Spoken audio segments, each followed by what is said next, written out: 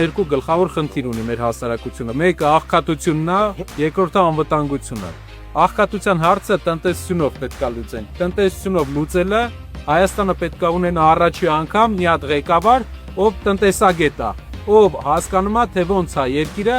0-ից հետ հանելու, բարձրացնելու։ Ժամանակին երկիրը տնտեսապես ուժեղ երկիր էր, որ հաշվի առնենք, օրինակ 88 թվին մի հայը ապրելա մի պորտուգալացու պես, 92 թվին աֆրիկացու պես է արդեն ապրել, որտեղ երկիրը բոլոր մեր տնտեսական միավորները քանդվել են։ Ու պատերազմն է ցույց տվեց, որ տնտեսությունը ուժեղ լինի, որ կարողանանք պահենք մեր երկրի պաշտպանողականությունը, երկրորդ մեր ժողովուրդը դուրս չգա Հայաստանից։ Իսկ պատերազմի հետ կապված, պատերազմի մասին քննությունը պետք է արդարացի լինի ու մի պայման կա։ Մենք տեսնում ենք, որ ոչ մեկի հետևից պետքա չգնանք, ոնց որ նախկին ներկա պետքա չանենք, չգնանք սաղին ասենք դու ԿՊՍ եղել, ոնց որ իրանք են հիմա մարդկանց հետ անում։ Բայց մի հատ նախապայման կա։ Ով պետական դավաճանություն արել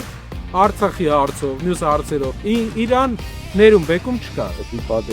Պետքա պատժվեն, դա իրանք է գիտեն, բոլորն է գիտեն։ Հայաստանի պահանջատիրությունը ձեր համայնքում առաջ։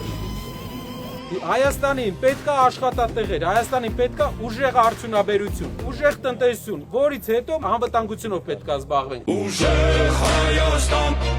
ազատ ու հզոր